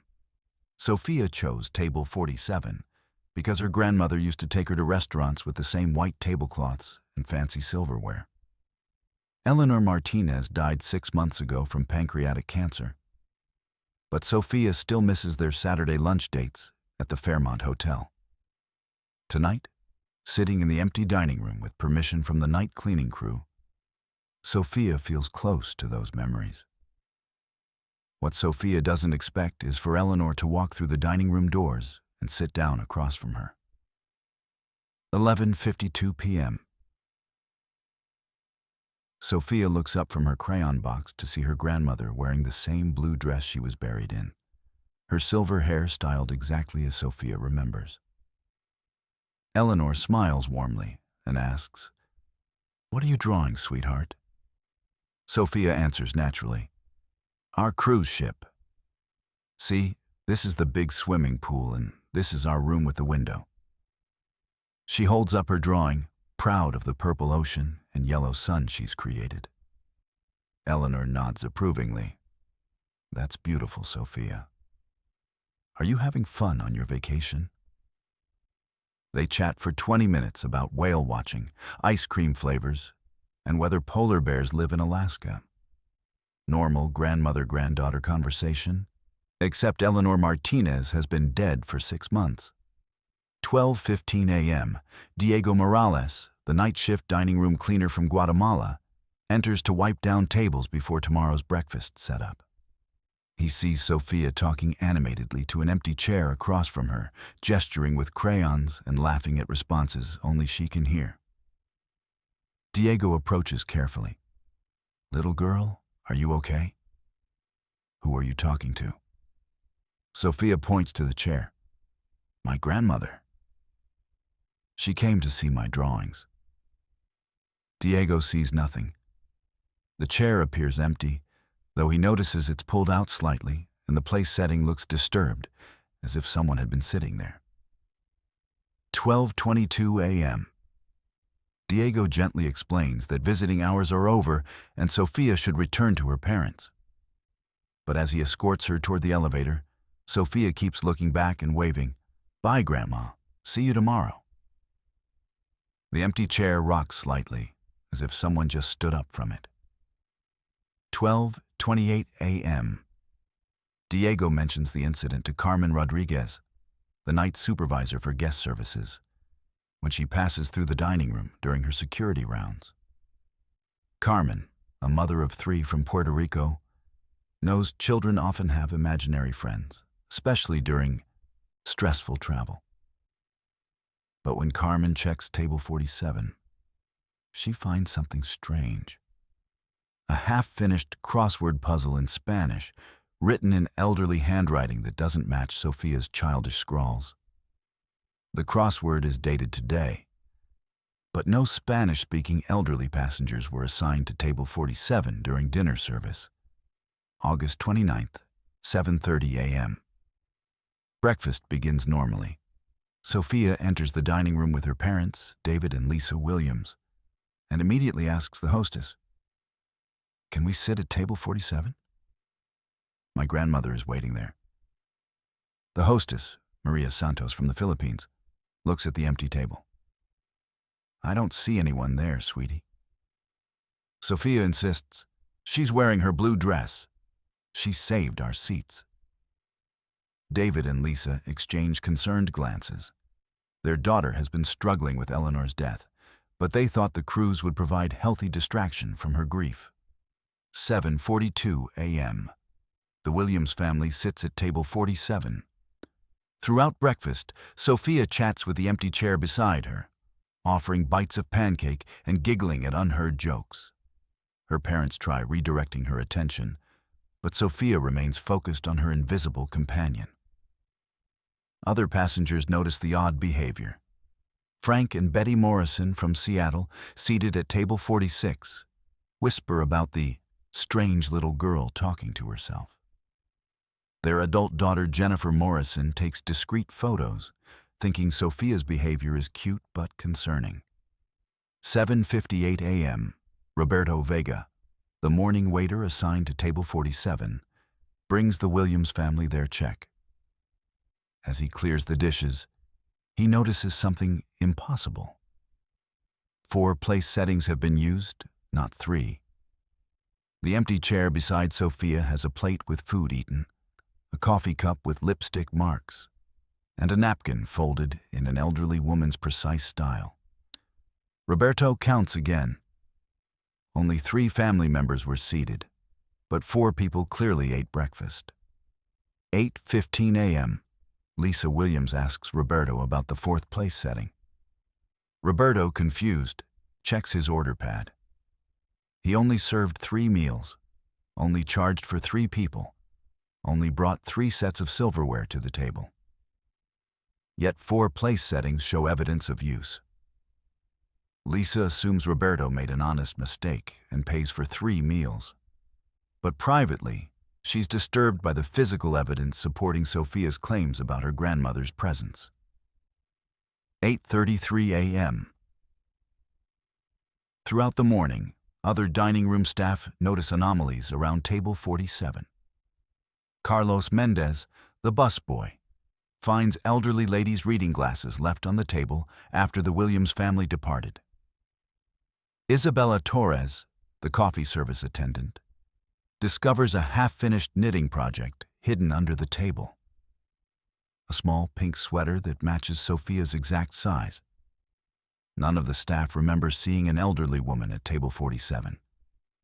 But her possessions keep appearing. 10:45 a.m. During the morning shore excursion to Mendenhall Glacier, Sophia repeatedly asks her parents why Grandma Eleanor can't come on the bus. She points to empty seats, insisting her grandmother is sitting there. Disappointed about missing the glacier viewing, David and Lisa decide to contact the ship's medical officer, worried that Sophia's grief hallucinations are becoming more elaborate and persistent. 2:30 p.m. Dr. Samuel Martinez from Mexico, Celebrity Mercury's chief medical officer, meets with the Williams family in the medical bay. He's seen childhood grief reactions before, but Sophia's detailed descriptions concern him. Sophia explains that Grandma Eleanor followed us on vacation because she promised to take me to Alaska before she got sick. She provides specific details: Eleanor's clothes, her favorite perfume, her habit of leaving reading glasses everywhere, her unfinished knitting projects. 3:15 p.m., Dr. Martinez asks Sophia to draw a picture of her grandmother. The drawing shows remarkable detail for a 9-year-old. Specific jewelry, a distinctive hairstyle, even a small scar on Eleanor's left hand from a childhood accident. Sophia includes details she couldn't possibly have invented. More disturbing, Sophia draws Eleanor wearing the blue dress she was buried in, a detail Sophia supposedly doesn't know, since her parents didn't take her to the funeral. 4 p.m. Dr. Martinez discreetly interviews other passengers who've observed Sophia's behavior. Jennifer Morrison shows him the photos she took during breakfast. When enhanced on Dr. Martinez's computer, the images reveal something impossible: a faint, translucent figure sitting beside Sophia, barely visible but clearly present. The figure matches Sophia's description of her grandmother perfectly. 5:45 p.m. Evening brings formal dinner service. Sophia enters the dining room wearing her best dress, excitedly telling her parents that Grandma Eleanor promised to wear her special necklace tonight. At table 47, the empty chair beside Sophia has been set with the ship's finest china and crystal. Service reserved for VIP passengers that the Williams family didn't request. 6:12 p.m. Throughout dinner, Sophia maintains animated conversation with her invisible companion. But tonight, other passengers report sensing something unusual. A faint perfume scent near table 47, brief temperature drops, and the sound of elderly laughter that seems to come from nowhere. Walter and Agnes Schmidt, an elderly German couple at table 48, become visibly uncomfortable. Agnes whispers to her husband, "I feel like someone's watching us." They request a table change mid-meal. 6:38 p.m. Antonio Rivera, the senior dining room manager from Spain, approaches table 47 during dessert service. As he refills water glasses, he clearly sees an elderly Hispanic woman sitting beside Sophia, wearing an ornate pearl necklace and smiling warmly. The vision lasts only seconds, but Antonio recognizes the woman from Sophia's descriptions. He stumbles backward, spilling water across the table. 7:15 p.m. Antonio retreats to the kitchen, shaken by his encounter. He's worked cruise ships for 15 years and considers himself practical and skeptical. But he can't dismiss what he clearly witnessed: a dead woman having dinner with her granddaughter. He checks the ship's passenger manifest, looking for elderly Hispanic women who might match the figure he saw. No one aboard fits the description of Eleanor Martinez. 8:30 p.m. After dinner, Sophia hugs her invisible grandmother goodbye, promising to meet again tomorrow for breakfast. As the Williams family leaves, busboy Carlos finds another impossible artifact: a pearl necklace left on the table, matching exactly the jewelry Antonio described seeing on the mysterious woman. The necklace is real, expensive, and engraved with Spanish characters that translate to "Para siempre contigo, mi nieta querida." Forever with you, my beloved granddaughter. August 30th, 6 a.m. The ship's gift shop manager, Patricia Wong from Hong Kong, examines the pearl necklace. She recognizes the craftsmanship as vintage Mexican jewelry from the 1950s, exactly the era when Eleanor Martinez would have been a young woman. Patricia checks the ship's inventory. No similar necklaces are sold in any celebrity Mercury shops. The jewelry couldn't have been purchased aboard the vessel. 7:30 a.m., final breakfast. Sophia enters the dining room and immediately runs to table 47, where she stops suddenly and begins crying. The table is set normally, but the chair beside her usual seat remains empty. "Where's Grandma?" Sophia asks the waitstaff. "She promised to say goodbye before we go home." The dining room feels different. Lighter, less charged with the unusual energy that staff have noticed for 3 days. Whatever presence accompanied Sophia throughout the cruise has departed. 8:15 a.m. As the Williams family finishes their last meal aboard Celebrity Mercury, Sophia finds a final gift tucked under her napkin: a small, hand-knitted pink sweater that fits her perfectly. Attached is a note in Spanish that David translates: "For my brave granddaughter, love follows you everywhere." Lisa Williams breaks down crying, recognizing Eleanor's handwriting and knitting style.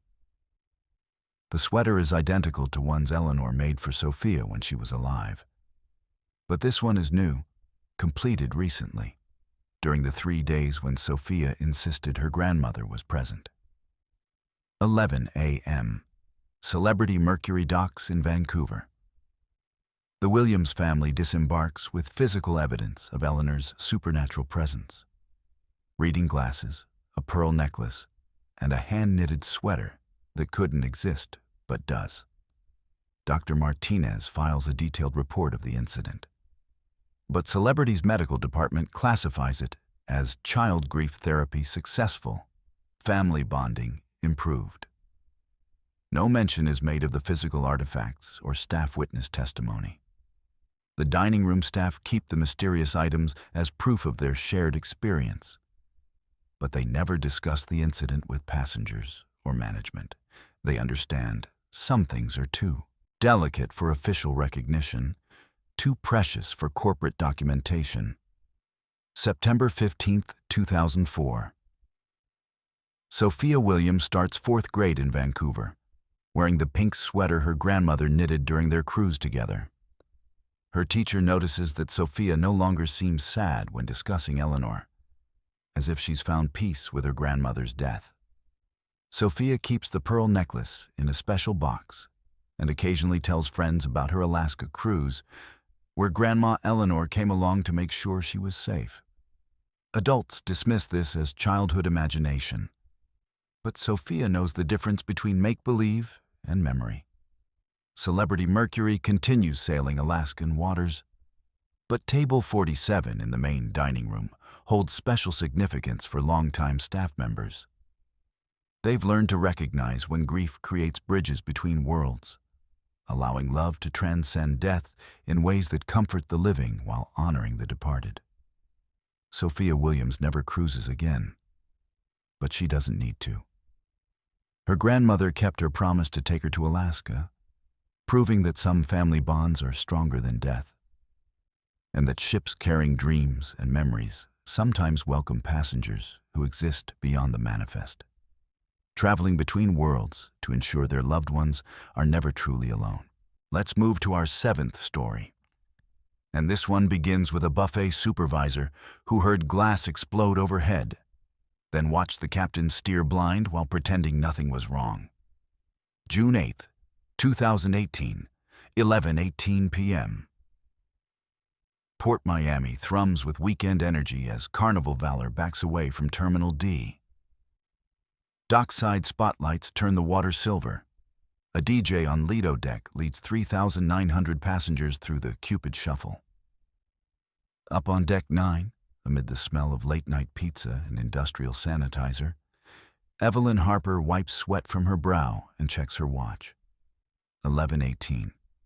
12 minutes until her mandatory food safety audit, a corporate requirement that could cost her job if skipped, even on departure night. Evelyn is 45, originally from Mobile, Alabama, raised by a single mother who worked double shifts at a truck stop diner. After 23 years in food service, everything from Waffle House district trainer to hotel banquet manager, she landed this position as Carnival's restaurant operations manager for Deck 9. 6 contracts deep, she's the kind of middle-tier crew member neither passengers nor bridge officers notice until something breaks. Her world is spreadsheets of food cost, ice cream nozzle clogs, temperature logs, and the constant hum of industrial refrigeration. She knows every meal pattern, every rush hour, every complaint that filters down from guest services about soggy French fries or lukewarm soup. Tonight starts like any other. The late-night crowd has thinned. Most passengers are either exploring the casino or lined up for the midnight chocolate buffet on Deck 5. Evelyn's team is cleaning deep fryers, checking walk-in cooler temps, and restocking napkin dispensers. She carries her tablet loaded with tomorrow's breakfast prep sheets. 2,400 portions of scrambled eggs, 1,800 slices of bacon, 960 pancakes. Numbers that make sense in her ordered world. 11:19 p.m. Her radio crackles. Evelyn, we've got a coffee urn overheating in the Serenity Cafe. Need you to check the heating element. She sighs, clips the radio back to her belt, and heads toward the crew stairwell. The ship's departure procedures are routine now. Engines building to cruising power, slight vibration through the deck plates, occasional course adjustments as the harbor pilot guides them through government cut. Evelyn has felt this rhythm hundreds of times. It's as predictable as sunrise. That predictability ends at 11:23 p.m. A sharp concussive crack rolls down the steel bulkheads like thunder trapped in a metal tunnel. The sound is wrong, sharper than dropped china, heavier than a fireworks echo, more violent than anything in Evelyn's catalog of shipboard noises. It seems to come from above, somewhere in the superstructure she never visits. Seconds later, the ship lists 5 degrees to port. Drinks slosh off bar rails throughout the dining areas, and she hears the DJ on Lido deck mutter through the speakers, "Whoa, hold tight, folks." Before quickly fading the music, Evelyn grabs the stair rail as her tablet slides across the deck. Her first thought is collision. Maybe they've struck a harbor buoy or another vessel. But there's no grinding metal, no shouts of "man overboard," no general alarm. Just that single crack followed by an eerie quiet that makes her skin crawl. Her radio chirps with the voice of Marcus, her night shift assistant. "OPS, did you hear that? Bridge just pulled hard to port. Galley crew is asking if we should secure the hot hold equipment." Before Evelyn can reply, a Priority 1 call floods every crew channel, the kind that makes everyone stop mid-conversation. Medical team to navigation bridge. Trauma, possible laceration. Medical team to navigation bridge immediately. The bridge is 5 decks up, a world Evelyn never visits. But according to ship protocol, the nearest department head must grab the emergency first aid case if medical staff haven't reached the scene within 3 minutes. She checks her watch. 11:24 p.m. The ship's physician could be anywhere, treating a seasick passenger, handling a minor injury, or simply off duty. Evelyn makes a choice that will change everything. She sprints up the crew ladder, white galley coat flapping, pulse hammering loud enough to drown the steady throb of diesel engines. Each step upward takes her further from her familiar world of walk-in freezers and prep schedules into the ship's command center, where decisions get made that affect everyone below. 11:26 p.m. Evelyn steps onto the bridge wing and freezes. A windshield panel the size of a small billboard is spiderwebbed, its left corner punched inward like someone drove a sledgehammer through tempered glass. Glittering shards coat the navigation console, mingling with tiny drops of blood that lead to Deck Cadet Abigail Monroe, 24, a North Carolina farm kid on her first contract, sitting wide-eyed while Chief Physician Dr. Calvin Shepard presses gauze into her punctured palm. Captain Thomas Gaines, a 28-year veteran with silver hair and calloused hands, has one grip on the emergency tiller and the other gripping a VHF microphone. His eyes never leave the harbor mouth ahead, but Evelyn can see the tension in his shoulders, the way his jaw works silently. This is a man who has navigated hurricanes, engine failures, and medical emergencies. But something about this moment has shaken him. No alarms blare, no passengers have been told. And that, Evelyn realizes, is deliberate.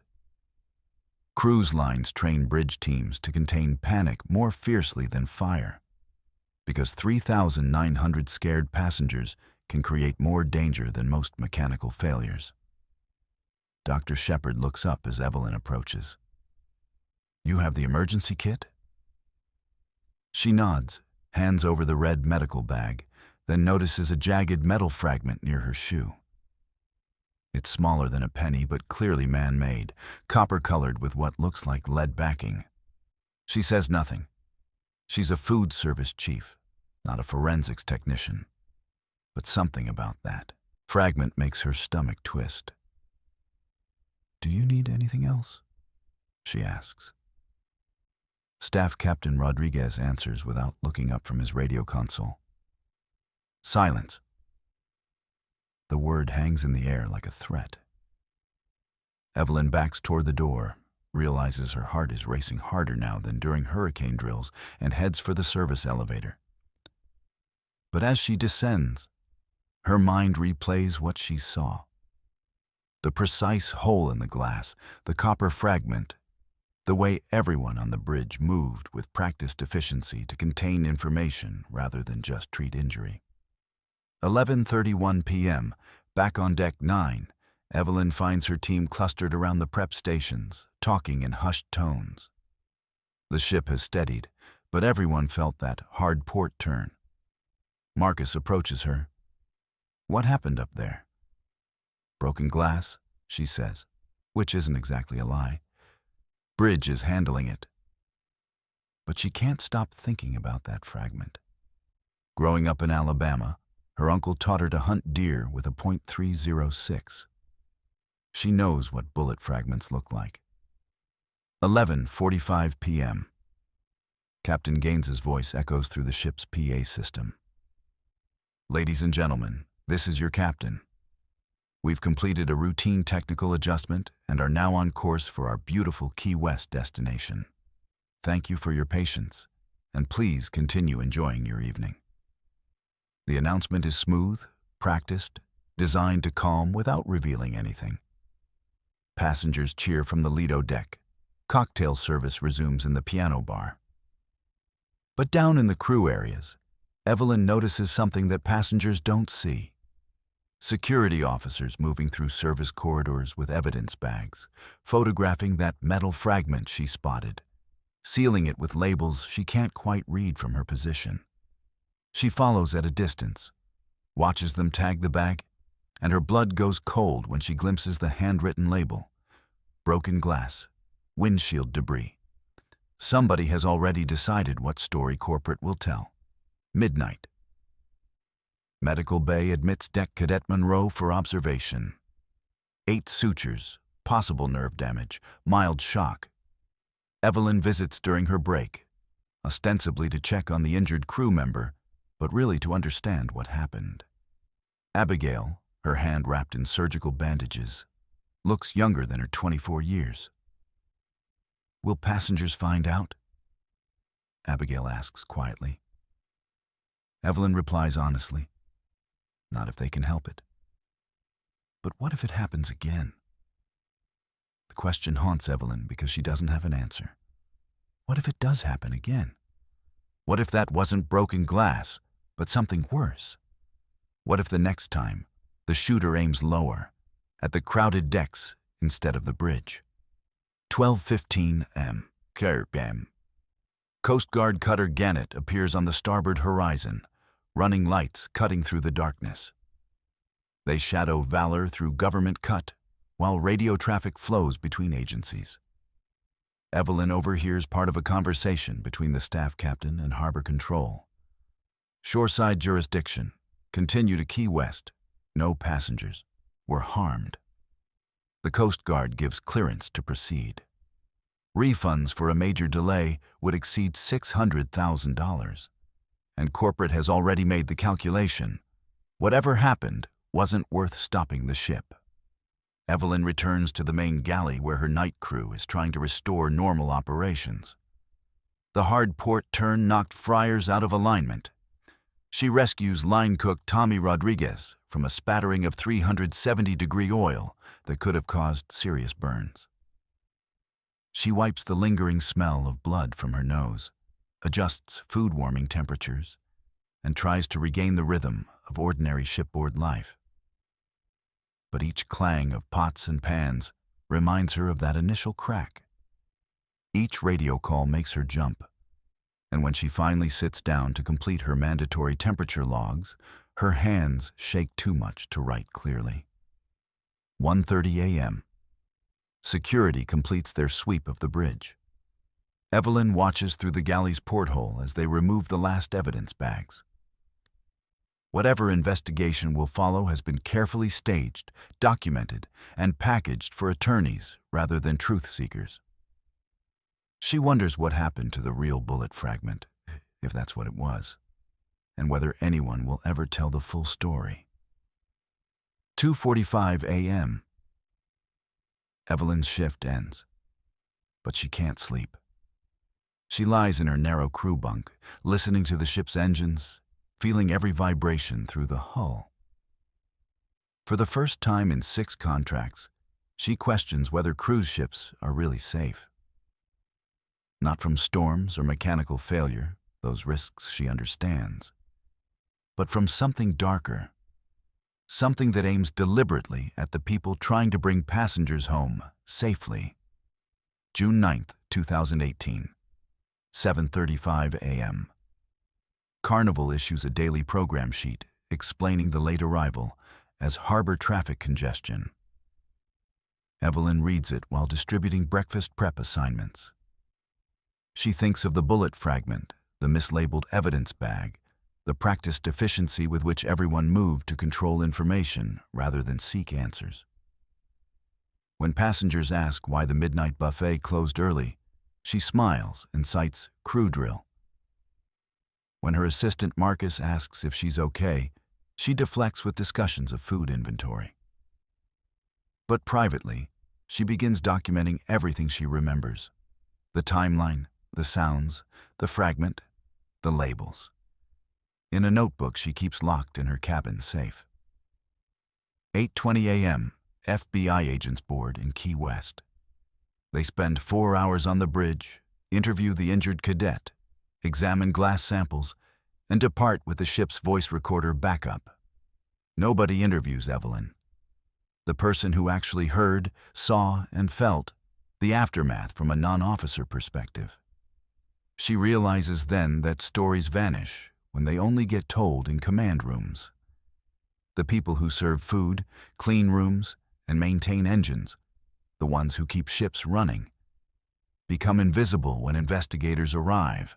Their observations don't fit into official reports because their job titles don't match the importance of their witness testimony.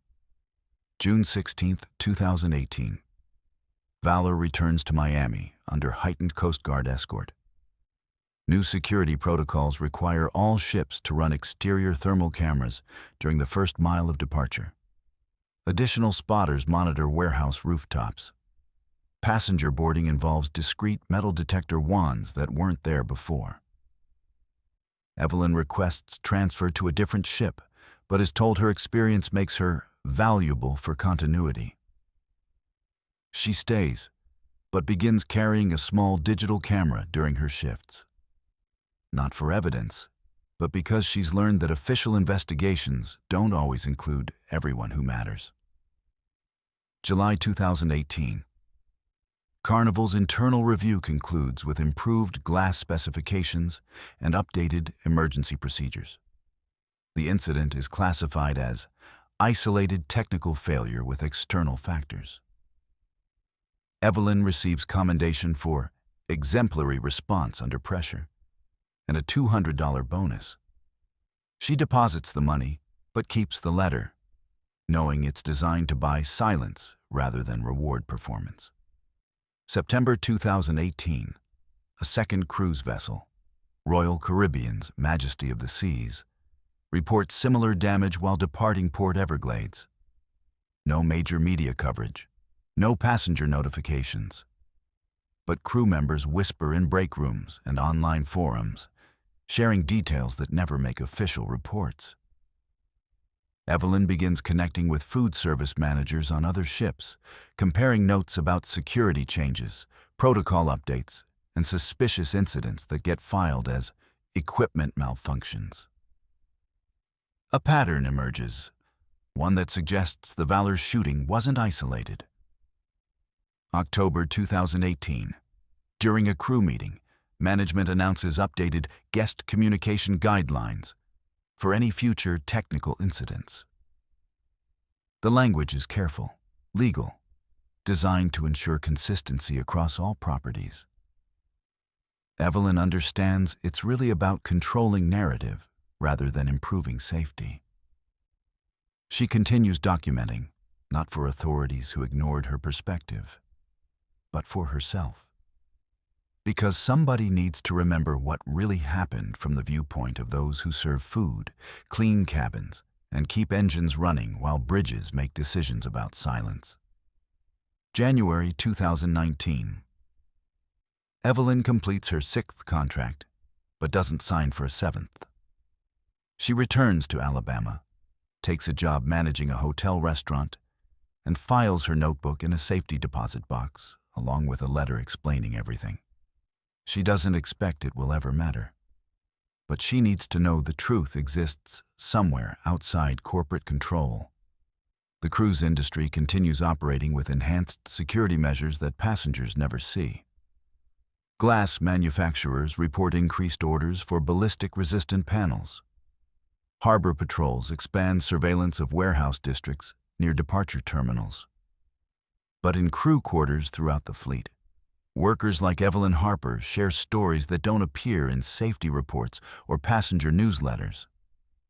They remember the crack of breaking glass, the CI precision of official silence, and the weight of truth carried by those whose job titles never make it into investigation files. The bullet hole is gone, repaired during dry dock with materials designed to withstand future impacts. Yet Evelyn still hears that crack whenever restaurant glassware shatters, a reminder that some sounds echo longest in the memories of those who weren't supposed to be listening. 7 passengers, 7 disappearances, 7 cover-ups that prove once you're out at sea, you're completely at their mercy. From Robert's body decomposing in a soda cooler to Amy's impossible surveillance footage. These aren't random accidents. They're systematic failures that cruise lines bury with legal settlements and corporate silence. Over 200 people vanish from cruise ships every year. But tonight, you learned why the real numbers will never be released. If you want more disturbing truths about what really happens when those ships leave port, subscribe to Mr. Nightveil and hit the bell. Because I've got a dozen more cases that will make you think twice before ever stepping foot on a cruise deck again.